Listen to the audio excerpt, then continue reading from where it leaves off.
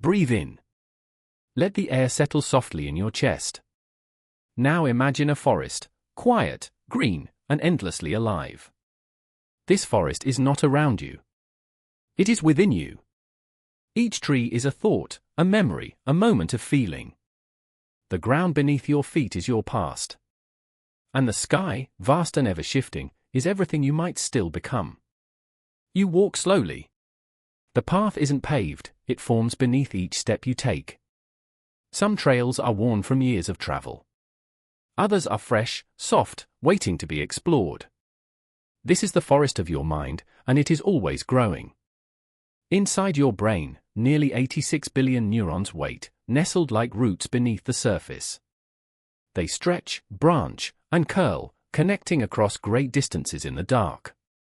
Each time you think, feel, or move, electrical sparks leap between them. Not unlike the shimmer of fireflies flickering in the dusk. You may not hear it. But the forest hums with every passing thought. These connections, called synapses, are like footbridges. The more you use them, the sturdier they grow. And when left alone, they gently fade, like paths forgotten by time. Your brain, it turns out, is not made of stone. It is made of soil, rich, soft, and ready. This ability to change, to reroute, relearn, reshape, is called neuroplasticity. It's how you adapt, how you learn, how you heal. Even now, as you lie here, drifting towards sleep, your brain is weaving new threads between the trees. Remember that song you played over and over as a child? The words still return sometimes, uninvited, like the scent of rain. That is the work of well-worn neural paths. They are strong because they were walked so often. Practice, repetition, attention, these are the gardeners of your inner forest. But not all change comes loudly. Some grows in silence. A single new idea, a shift in perspective, can send a fresh root spiraling through the mind's floor. One small insight, repeated gently, becomes a path. And paths, walked long enough, become the shape of who you are. You may think you are the same person you were a year ago. But your brain knows otherwise. It has trimmed what's no longer needed. It has reinforced what matters to you now. Like a forest in spring, your mind renews itself. Not all at once, but slowly, gracefully, with purpose. Notice how your memories feel different with time. The pain dulls. The joy softens. The meanings shift. This is not forgetting. This is the forest finding new ways to hold the past. Sometimes a storm comes, loss, trauma, unexpected change. The trees shake. Some fall. The ground breaks open. And still, new shoots emerge. This too is neuroplasticity. Not a defense against damage, but a quiet resilience built into your biology. Your brain does not ask if you are ready to grow. It only waits for the signal. And often, that signal is your return. Return to a practice. Return to a question. Return to yourself. Imagine now a part of your forest that was once barren. Perhaps a belief you once held tightly has loosened. Perhaps a fear has faded in the light of understanding. This change is not accidental. Your thoughts, your experiences, your attention, they've all tilled that soil. And something new is beginning to rise. Sometimes you do not feel it. But your brain is always in motion, reshaping its structure based on what you give it. Kindness deepens one path. Curiosity brightens another. Even stillness, yes, even this, lays down roots. So when you feel stuck, remember, no path is ever permanent. No tree is too old to grow a new branch. Even in the quiet, your brain is becoming. Breathe again. Noticing how the air enters your body. This simple act, breathing with attention, begins a shift.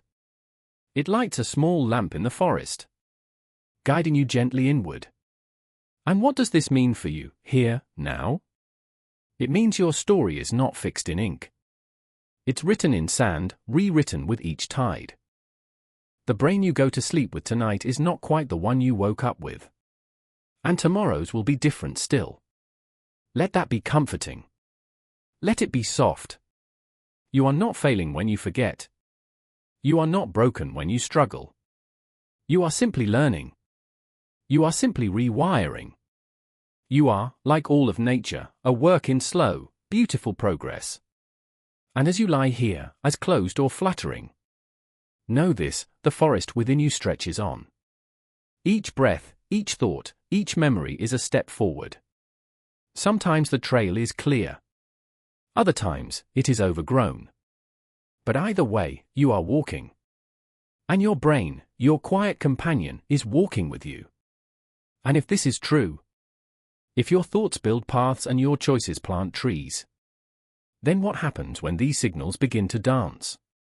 When your brain's quiet forest becomes a glowing web of light, there's a quiet party happening inside your head. No music, no laughter, no footsteps echoing down a hall. Only the gentle shimmer of signals, flickering like fireflies. Each one lighting the path between thoughts, between feelings, between you and the world. These are your synapses. The tiny gaps between neurons where electric pulses leap across. Bridging cells not with wires, but with a dance. A dance made not of limbs or rhythm, but of timing, chemistry, and desire. The desire to connect, to pass something along. To say, here, remember this, or learn this now. Or simply, feel. Your brain, this soft cathedral of activity, is never silent. Even in stillness, even in dreams. Neurons spark and signal, calling to one another in waves. When you learn something new, a word, a skill, a truth, what you're really doing is introducing two neurons to each other. At first, they may nod in passing, a faint connection. But with time, with repetition, they begin to lean in. They grow toward each other like vines on opposite sides of a trellis. The more they meet, the faster the signal flies. And suddenly, what was once unfamiliar becomes second nature. That's how you learn to walk. To write your name. To recognize a friend's voice in a crowd. In childhood, these synapses form rapidly, exuberantly. 1,000,000 new connections every second. The brain, in its youth, is a dancer on an open floor, eager to pair up with every partner it can. But this dance doesn't end with age. It simply changes its tempo. You no longer build every connection. Now you refine. You prune. You deepen what matters. This is the beauty of long-term potentiation. A quiet, powerful process where repetition makes a signal stronger. When you return to a thought, a movement, a memory, the pathway thickens. Like a footpath becoming a road through a meadow. The brain isn't a machine storing data in perfect files. It is a living garden of light.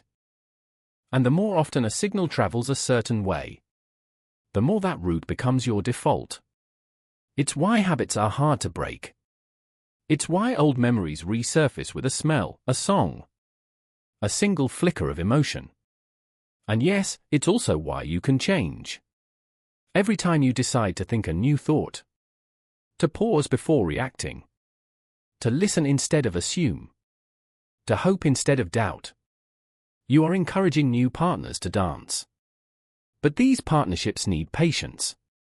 Synapses are shy at first. A single attempt is rarely enough.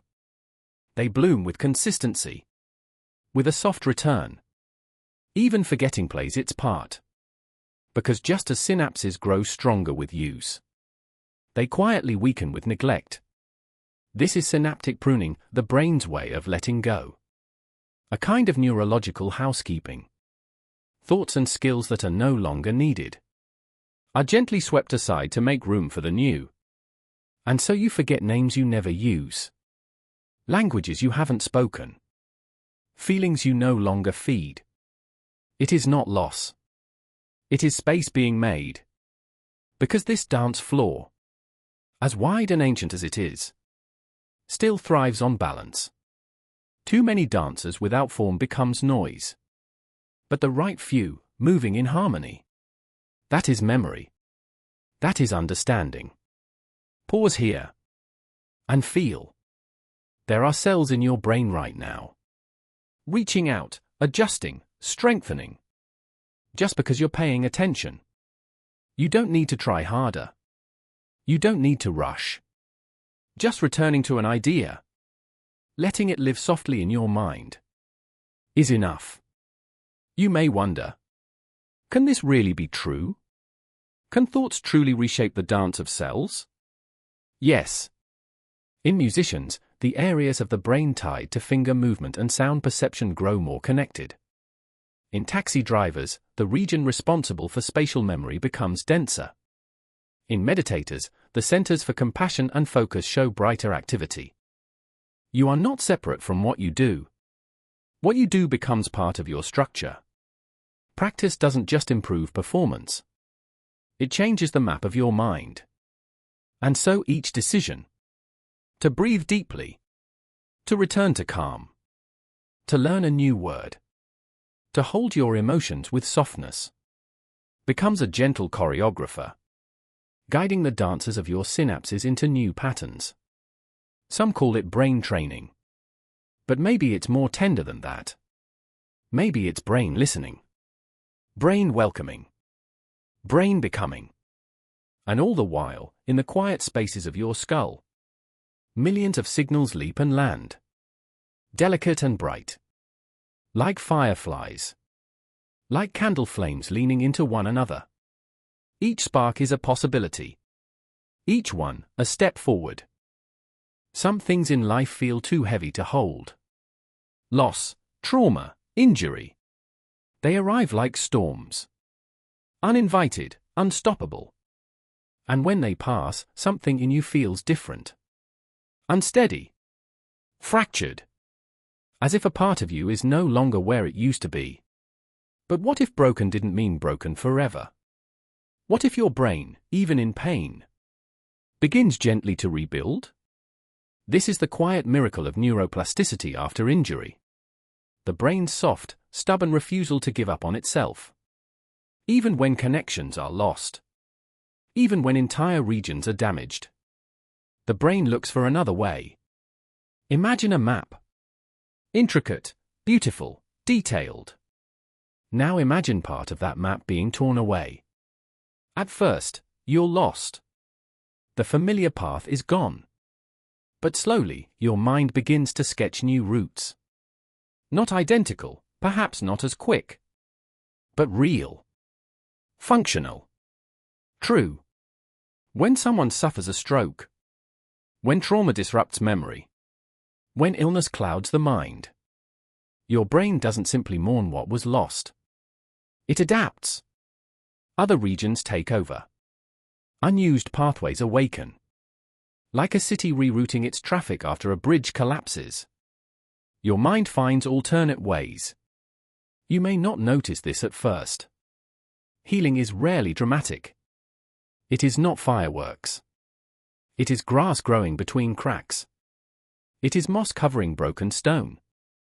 It is the gentle reinforcement of new steps. Taken again and again and again. Even emotional pain rewires you. Heartbreak, grief, deep sorrow. They alter your brain's chemistry. But also awaken parts of you that once lay quiet. Regions tied to reflection, empathy, insight. They light up in morning. And stay awake long after. This is not to glorify pain. But to remind you. The aftermath is not empty. It is formative. Your brain is always listening to your life. And it is always trying to help you live it. You've likely heard of phantom limbs.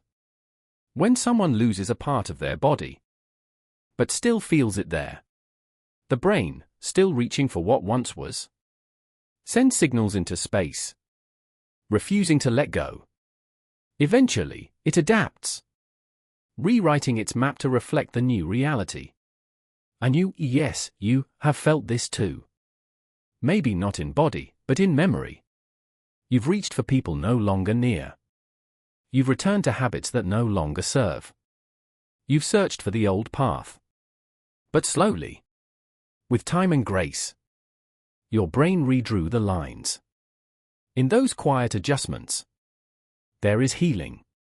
There are even cases, miraculous and real, where one hemisphere of the brain was removed in childhood. And yet the child grew, learned, adapted. The remaining half picked up the slack. Not out of magic, but because that is what the brain does. It reroutes. It remembers how to rebuild. So if you've ever believed that something in you is too far gone, a skill forgotten, a spark lost, a joy dimmed, know this? Your brain hasn't stopped trying.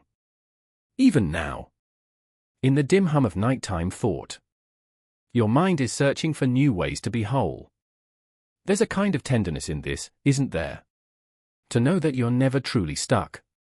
That change may be slow, may feel like stillness, but beneath it all, your neurons are laying new roads.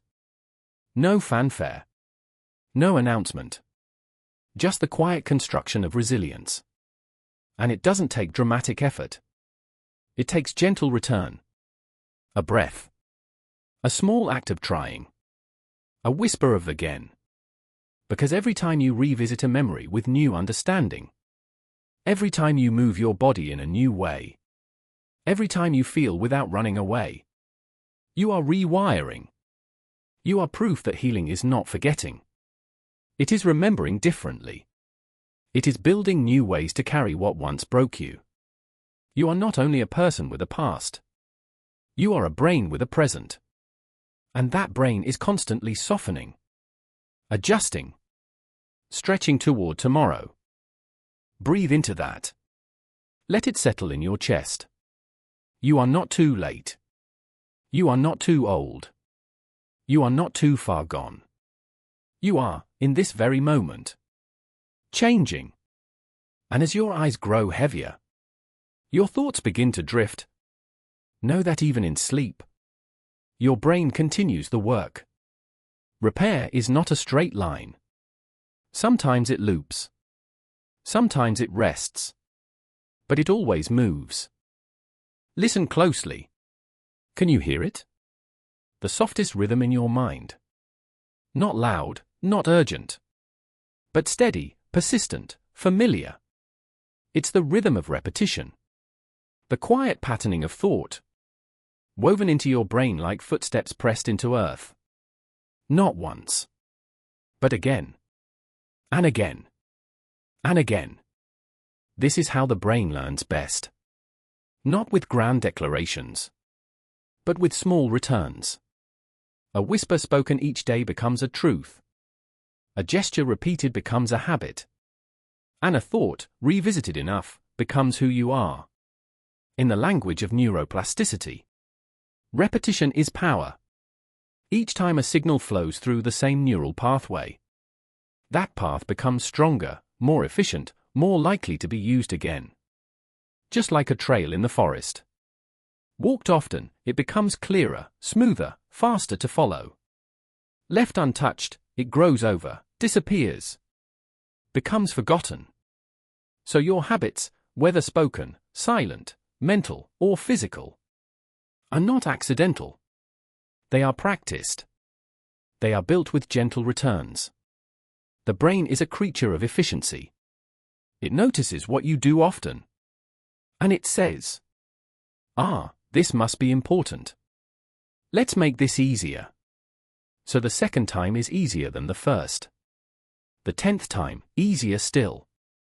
Until the action feels automatic, like brushing your teeth, or tying a shoelace, or reacting with fear when you hear a certain word, or smiling before you even speak someone's name.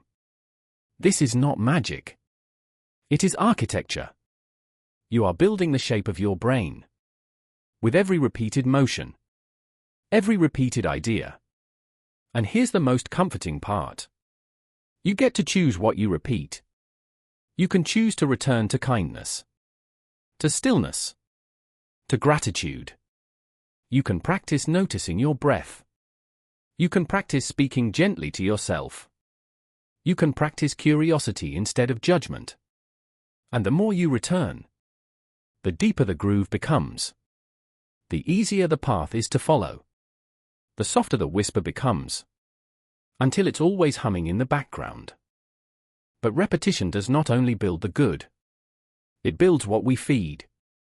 So if you return to self-criticism, if you replay old shames, if you anticipate the worst, the brain strengthens those paths too. Not because it wants to harm you, but because it believes that's what matters. It doesn't distinguish truth from thought. It simply follows where you return. And it makes it easier to return again. This is why changing a habit feels hard at first. You're walking through a forest where no trail exists yet. The old trail is wide, easy, tempting. The new one feels awkward, uncertain, full of brambles. But each time you walk the new path, even stumbling, even slowly, you press it down a little more. And the old one, if left alone, begins to fade. This is the gift of plasticity. You are never trapped in your wiring. You are always being rewired. But it takes softness. Not force. Not judgment. Not scolding yourself for falling back into the old groove. Because here is the secret. The brain is moved more by gentleness than pressure. A whisper returned to daily can outlast a shout spoken once. And so, when you catch yourself in a loop of fear, of worry, of anger, don't try to break it like glass. Turn, instead, with compassion. Step quietly onto the new path. And step again tomorrow. And again the next day. Not perfectly, but persistently. Repetition does not require intensity. Only your return. Even learning, true, deep learning, relies on spaced repetition. It's why you study a little each day. Why a song becomes memorable after many listens. Why your native language shaped your brain so deeply. Not because you memorized it, but because you lived in it. Day after day after day. So if there is something you wish to become, more patient, more open, more grounded, don't wait for a perfect transformation.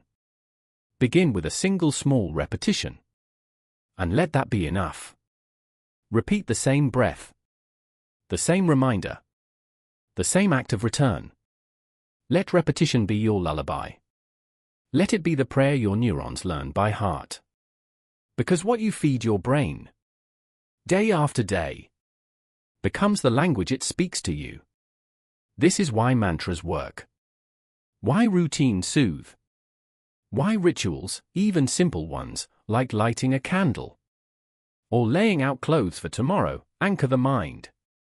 The brain craves rhythm. It finds safety in repetition. And where there is safety, there is space to grow. So now, as you settle deeper into stillness, ask yourself, what am I repeating today? What will I repeat tomorrow? And what whispers do I want my mind to believe? There are moments in your life you remember not in detail, but in feeling. The first time someone said your name with love. The way fear tightened your chest in a darkened room. The stillness of grief. The warmth of belonging. These moments live in your body, but they were carved into your brain. Not with words, but with emotion. Because emotion is not just something you feel. It's something your brain records. Like ink on soft paper, or wind etching dunes in the desert. And the stronger the feeling, the deeper the groove. This is not weakness. This is design. Because emotions are the brain's way of marking what matters. Of saying, pay attention to this. This is important. This will keep you alive. When you feel, your brain awakens. Chemicals flood in, messengers like dopamine, serotonin, cortisol. They don't just stir the moment. They help encode it. They help build the memory. This is why you don't just remember a birthday cake. You remember the joy on your mother's face. Why you don't just recall a breakup. You remember how cold the room felt when they walked away. Your brain stores facts. But it keeps feelings closer.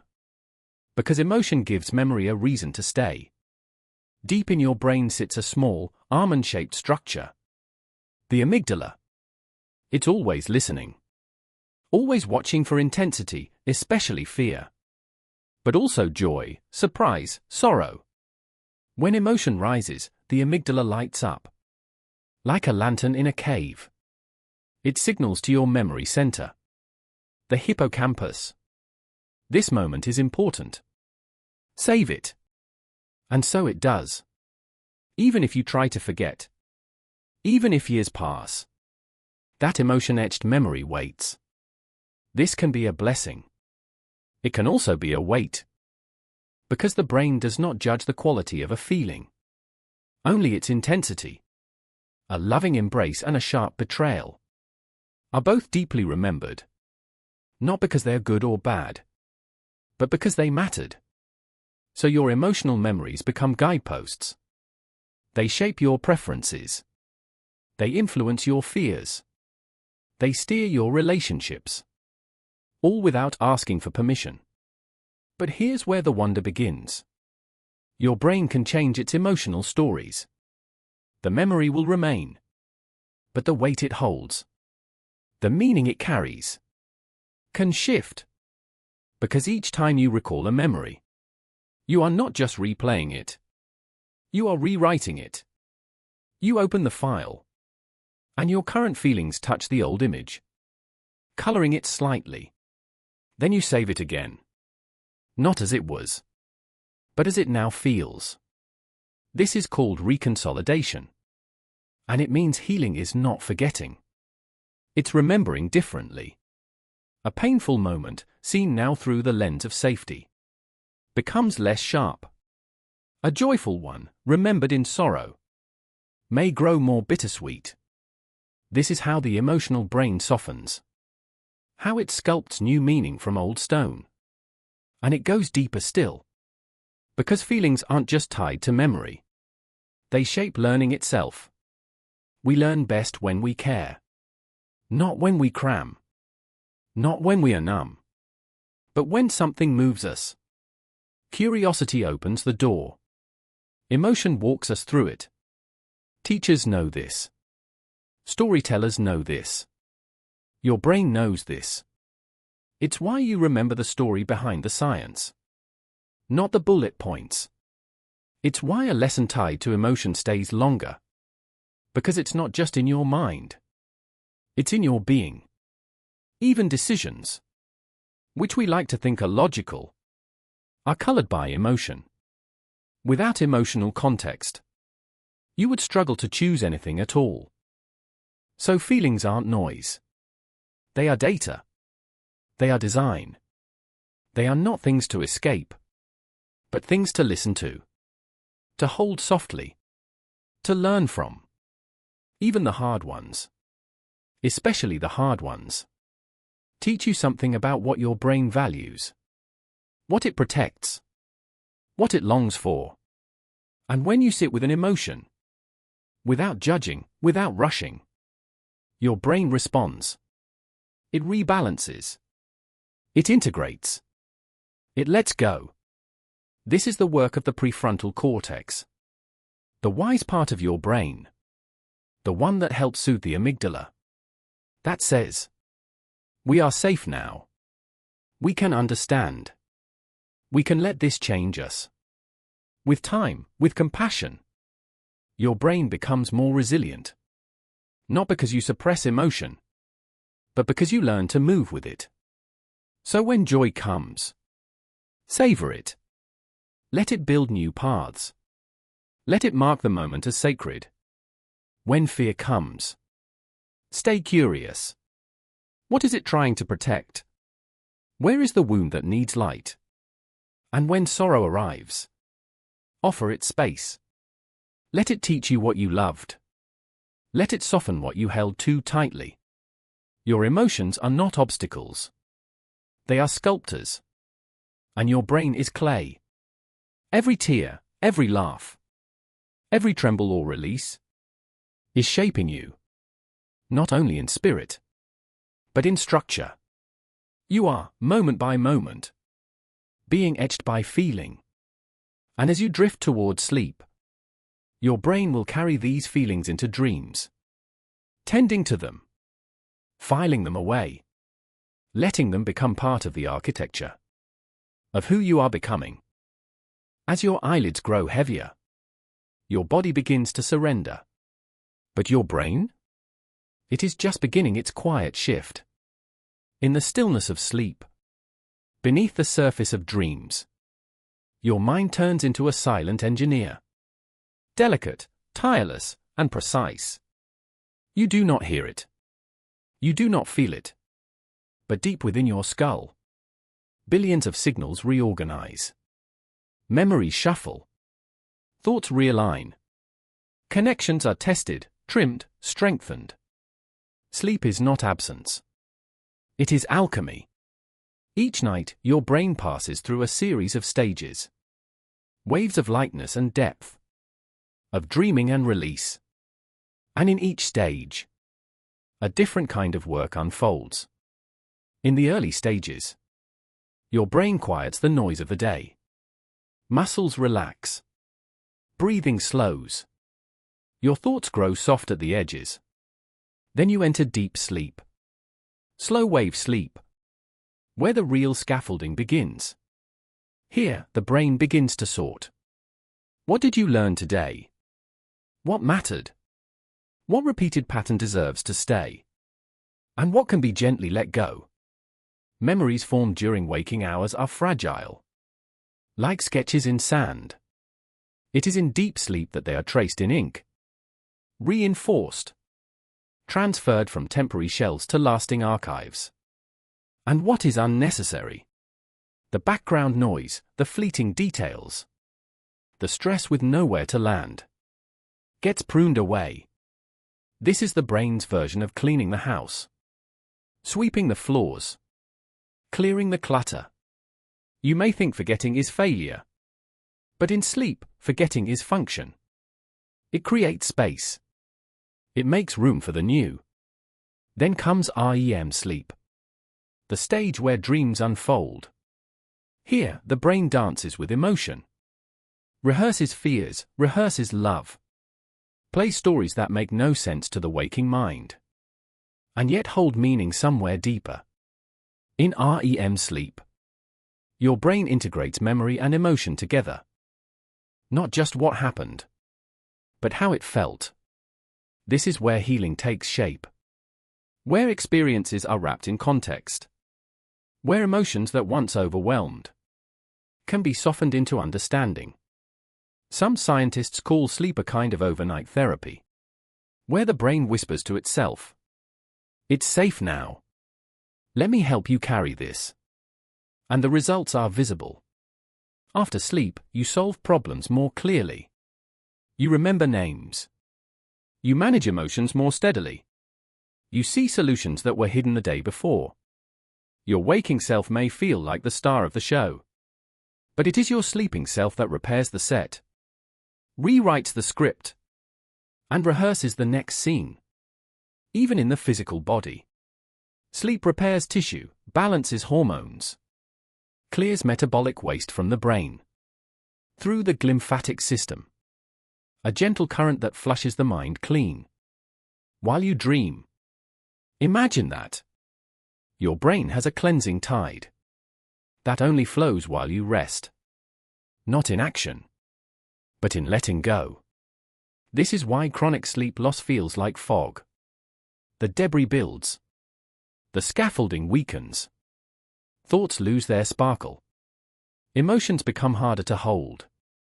And yet, just one deep night of sleep can begin to restore the balance.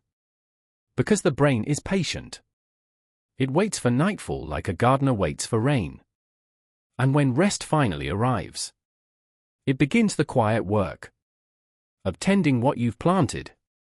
Even your sense of self, your continuity, your identity, is reinforced in dreams. You rehearse your world. You recenter your perspective. And you wake up, not only rested, but reconnected to who you are. And if you've ever noticed how children grow in their sleep, how wounds heal fastest overnight, how creativity feels stronger in the morning, you've already witnessed sleep's silent power. Because neuroplasticity doesn't rest. It doesn't sleep. It sleeps with you. It uses your stillness as opportunity. So when you lay your head down, you are not being lazy. You are not wasting time. You are giving your brain its most sacred hours. And those hours shape you, just as surely as the waking ones. Sleep is not a pause in learning. It is where learning becomes real. So breathe into this night. Let the softness of the pillow hold you. Let the world fade. Let the mind begin its gentle reweaving. Because tonight, as you sleep, your brain remembers what matters, lets go of what doesn't, and prepares you to begin again. Move. Just a little. Roll your shoulders. Stretch your fingers. Notice how even the smallest motion softens your thoughts. Your brain feels that. It always has. From the moment you were born, your brain and body have been dancing. Two halves of a whole, each shaping the other in rhythm. We often think of thought as stillness, and motion as something physical, unrelated to memory, to creativity, to intelligence. But the truth is softer and stranger. Movement is how the brain begins to know. Before you ever spoke, before you learned your name, you moved. And in moving, you mapped the world. Every crawl, every grasp, every step sent messages up the spinal cord, into the sensory regions, into the balance centers, into memory itself. Your brain was built for motion. Not frantic. Not forced. But steady. Natural. Exploratory. Even now. When you walk, your hippocampus, the part of the brain tied to memory, lights up. It wakes. It remembers. This is why walking helps you think. Why a walk around the block often brings the answer. Why pacing clears anxiety. Why dancing makes joy louder. Because movement sparks memory. And memory feeds back into movement. It is not a one-way street. It is a loop. Consider this. In schools where students have short movement breaks, focus increases. In elders who walk daily, memory decline slows. In patients recovering from trauma, gentle yoga reduces flashbacks. The body moves. The brain responds. Even just swaying, rocking side to side like a lullaby, can calm the nervous system, activating the vestibular system, which communicates balance and presence to the brain. And from balance comes clarity. From clarity, learning. You are not a brain inside a body. You are a mind-body system, braided tightly together. Even gestures, those small waves of the hands when speaking, help organize thought. Even writing something by hand, rather than typing it, strengthens neural encoding. This is why athletes often perform better academically. Why rhythmic routines, like Tai Chi or prayer postures, foster not only grace, but focus, calm, and memory. Because the brain responds to rhythm. It listens in beats. And movement gives it a metronome. Think of the rituals you've built without realizing. The way you tidy your space before working. The way you sway while brushing your teeth. The way you walk when you're thinking through a big decision. Each of these motions is a signal. Each one tells the brain. We are preparing. We are regulating. We are safe to think. And when you move with intent, that signal deepens. The brain tunes in, like a radio catching a clear channel. So if you ever feel foggy, Stuck. Adrift in your thoughts. Move. Not far. Not fast. Just with rhythm. Stretch your arms toward the ceiling. Roll your ankles in slow circles. Take 5 steps. Feeling the heel. The ball. The toes. Your brain will notice. Your memory will respond. Because physical movement isn't just about muscles. It's about mapping. Reinforcing circuits. Balancing chemistry. Encouraging growth. Even in sleep, the brain replays motor sequences. Movements you practiced. Steps you stumbled through. Are rehearsed again in dreams. Solidifying your coordination. This is neuroplasticity at work. Learning through the body. Remembering through the rhythm. Becoming through both. You don't have to run a marathon. You don't have to dance perfectly. You only have to return to your body. With kindness. With presence. With patience. Because movement isn't just about going somewhere. It's about becoming someone. And your brain, in its quiet brilliance, notices every signal you send. Not just the thoughts you think, but the steps you take. So as you lie here, perhaps gently stretching, perhaps simply breathing, know this? You are still moving. The rhythm of your breath, the soft rise and fall, is a lullaby to your nervous system. And while the body slows for sleep, your brain continues its rhythm. A rhythm shaped by every movement you've made today. You are not still. You are in motion. Even in rest. And the memory of motion, the echo of movement, guides your mind gently into balance. There is a kind of magic that happens when eyes meet. Not in words. Not in logic. But in something softer, quieter. An invisible exchange beneath the skin. Your brain, in that moment, lights up. Not just your own thoughts, but a reflection of theirs. This is the quiet miracle of mirror neurons. A system in your brain that allows you to feel what others feel.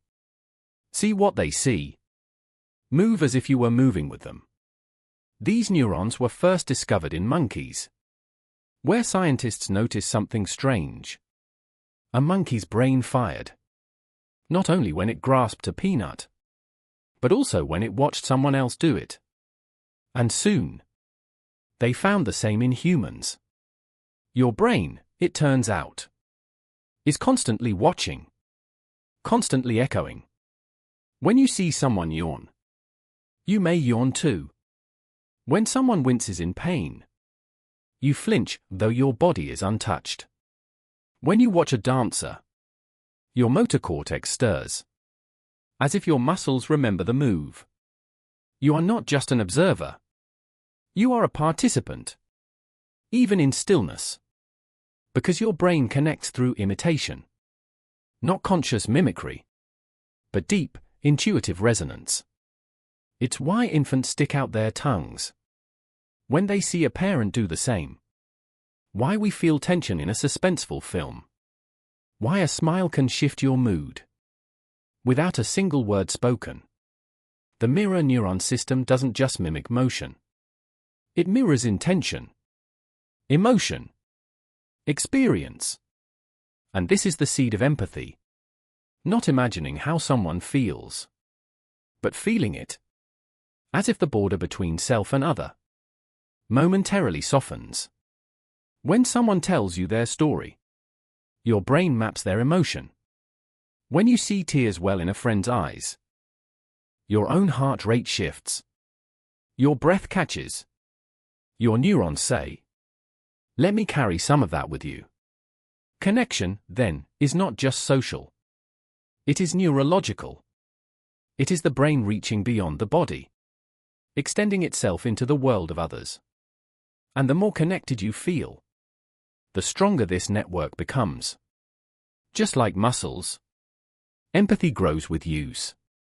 The more you practice understanding, the more fluidly your brain mirrors it. Even your pain lessons when shared. Not metaphorically, but measurably. Brain scans show reduced activation. In pain centers.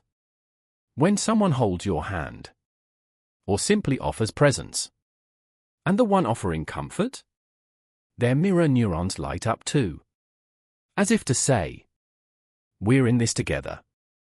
But this system is delicate. It needs nurturing. Isolation dims it. Stress can mute it. Fast, fractured attention can fray its sensitivity.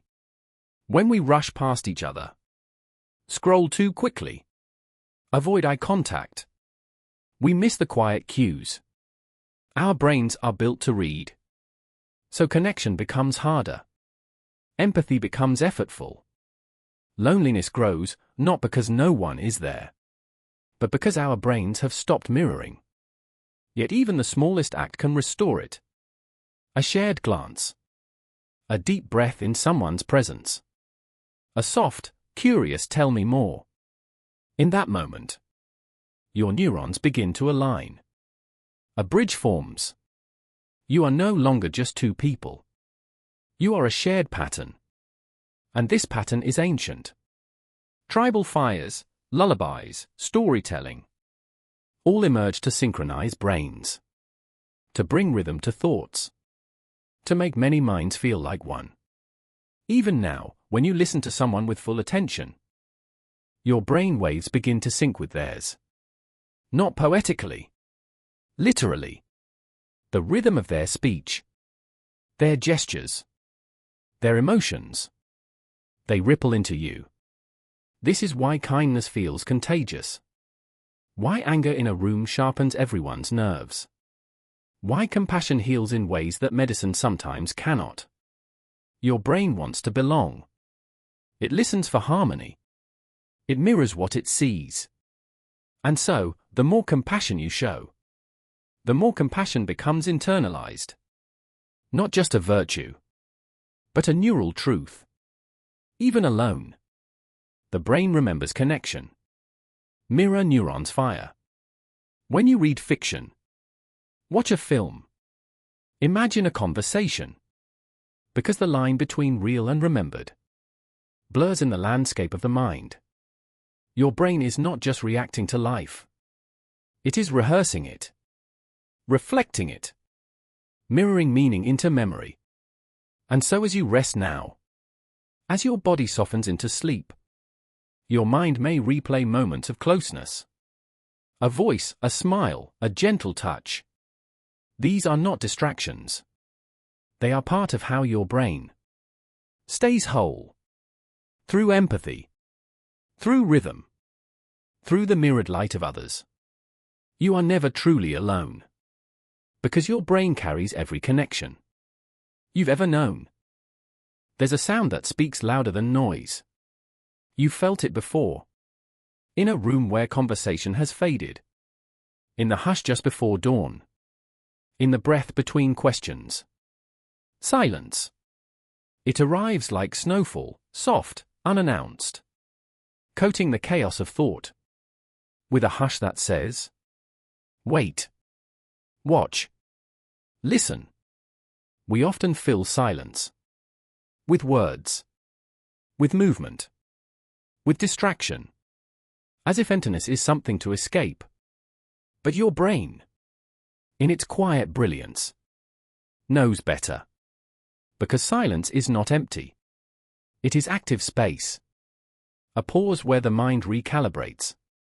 Where insight whispers its way to the surface. Where fragments of experience float upward. And connect. In silence, your default mode network. A system of brain regions active during rest and introspection. Begins its gentle work.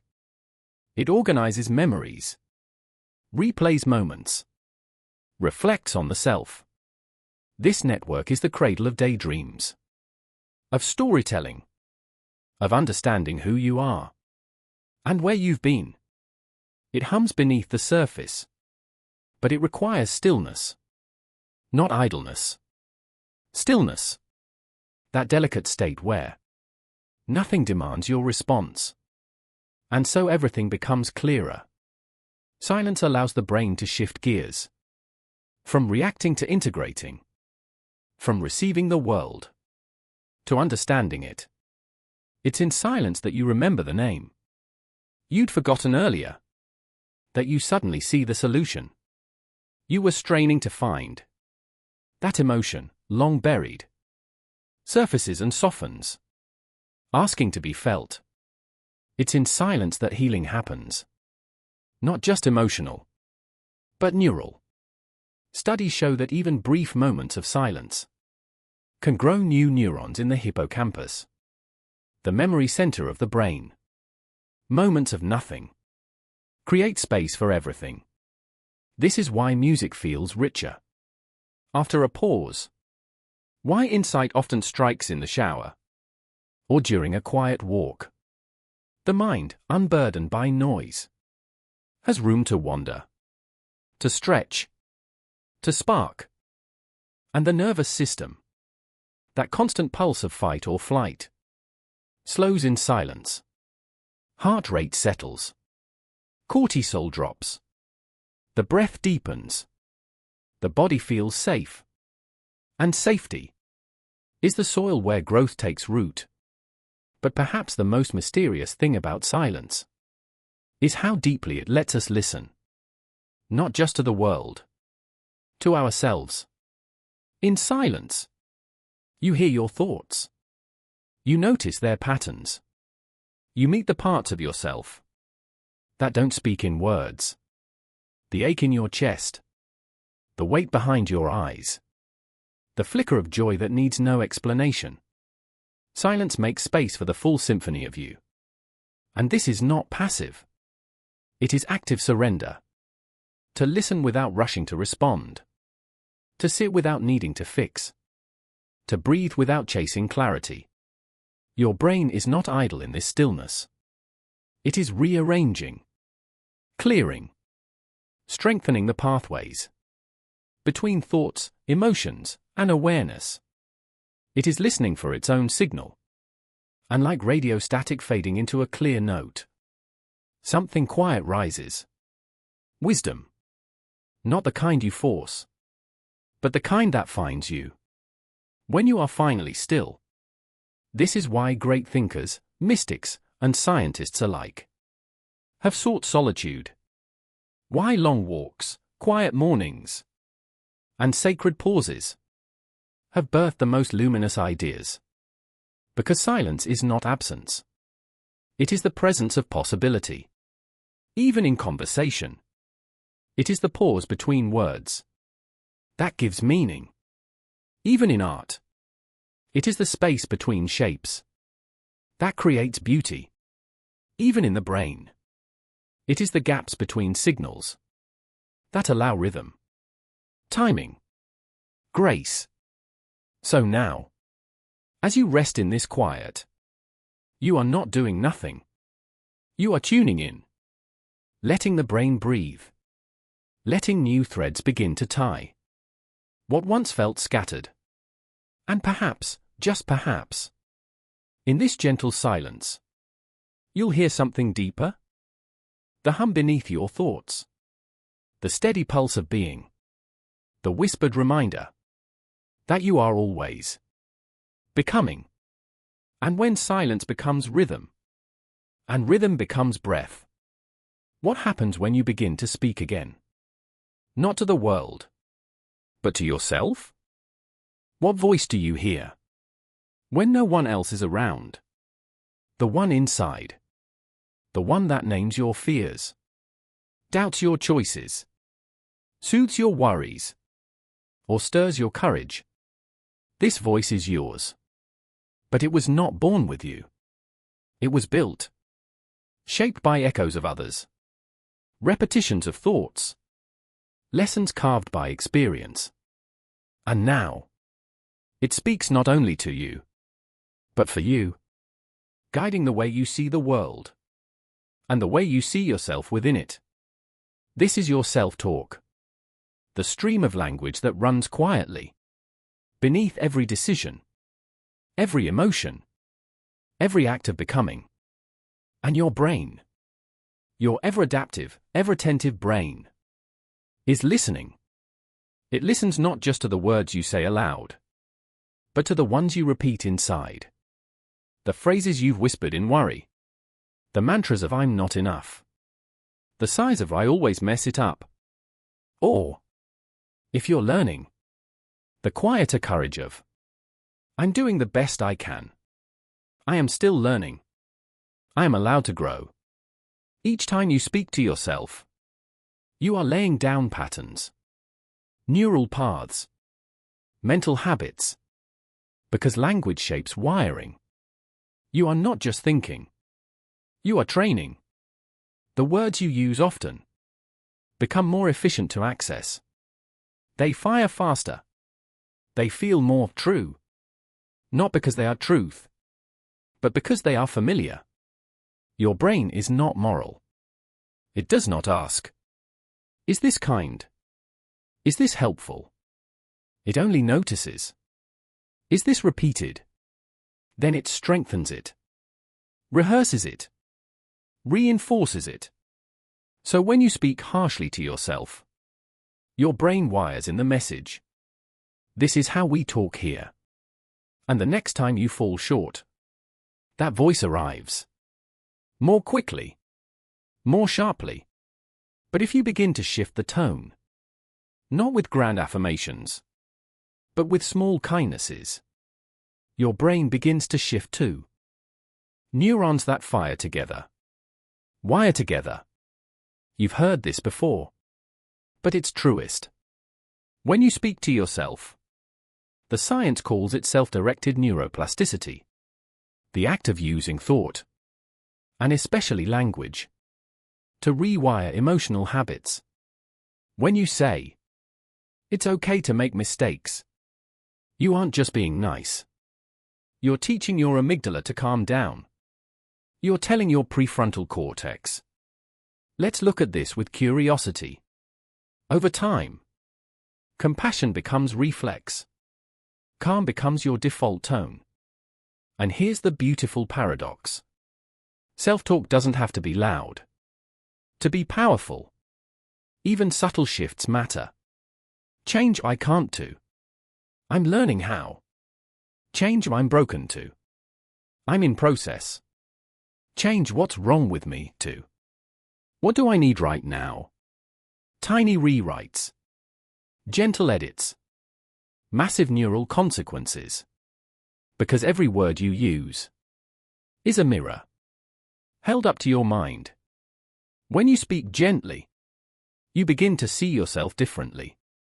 And when you see yourself with softness, your brain adapts to hold that view. This isn't about delusion. It's about design. Your inner voice can be your greatest critic, but also your greatest architect. Even the tone you use, sarcasm or sincerity, judgment or grace, sends messages. And your body listens too. Muscle tension shifts. Breathing patterns change. Stress hormones respond to your own internal narration. You're not just talking to yourself. You're regulating yourself. So what if, just before sleep, you let your last words inward be ones of kindness? What if you said, you made it through this day. You're allowed to rest now. You are becoming, even when you don't see it. Your brain would carry those phrases into sleep. It would replay them, trace them into memory, practice them in dreams. And when you woke, they would feel more true, because your brain had rehearsed them in the sacred stillness of night. So be gentle with the voice inside. Not because it's weak, but because it's powerful. You are always listening to you. And you deserve to be spoken to with the same care you would offer someone you love. Let your self-talk become a lullaby for your nervous system, a torch for your mind, a rhythm that your brain can build into safety. You lie here now, breathing softly, wrapped in the hush of evening thought. And somewhere beneath your resting, your brain is still listening, still growing, still gently becoming. And maybe, just maybe, you're beginning to see. You are not at the mercy of your mind. You are its partner, its caretaker, its sculptor. This doesn't mean you control every thought or silence every storm, but it means you influence the shape of your inner world. With every repeated thought, every habit of focus, every choice to pause, to move, to listen, to begin again. Neuroplasticity is not about becoming someone else. It's about uncovering who you were always meant to be. Beneath the noise, beneath the patterns you inherited or absorbed. It's about re-choosing how you want to live inside yourself. Because your brain is not a machine. It is not hardwired, nor stuck. It is soft circuitry. Malleable, adaptable, exquisitely responsive. Every day you lay new trails. And every night, in sleep, those trails are traced again. Strengthened or softened, depending on the attention you gave them. You are not just a passenger in your mind. You are the carver of its curves, the whisperer of its rhythms, the author of its voice, and the tools you use. Movement, silence, breath, sleep, compassion are not dramatic. They are everyday rituals that hold extraordinary power. When practiced with presence. You've seen now how emotion sculpts memory, how sleep rebuilds what daylight wears down, how movement stirs clarity, how silence grows wisdom, how the way you speak to yourself either builds scaffolding or sinks walls. None of this is theory anymore. It is a living truth, woven into your biology, wired into your nervous system. And this truth leads to a quiet realization. You are not broken. You are becoming. Becoming is messy. It stutters. It forgets. It repeats. But it is always moving. Always shaping. Even now. In this moment of rest. New cells are born. New connections spark. Your brain is responding to this very thought right now. So when you feel stuck, remember this. Stuck is often just repetition, without awareness. And awareness is your first sculpting tool. Not force. Not pressure. Just a gentle noticing. A choice to pause. To see. To shift. The more you choose to see yourself with care, the more your brain begins to reflect that care back to you. Like water shaping stone. Each act of kindness, no matter how small, leaves a mark. And over time, that mark becomes your new shape. You are the sculptor, but you are also the clay. You are both artist and art, process and product, becoming, and already whole. So as you close your eyes tonight, remember, you do not need to fix yourself. You only need to meet yourself, again and again, with gentleness. The rest will follow, because your brain is listening. Because change begins not with effort, but with kindness. And as you sleep, that kindness becomes part of your architecture. Tomorrow's thoughts will rise from the softness you allow yourself tonight.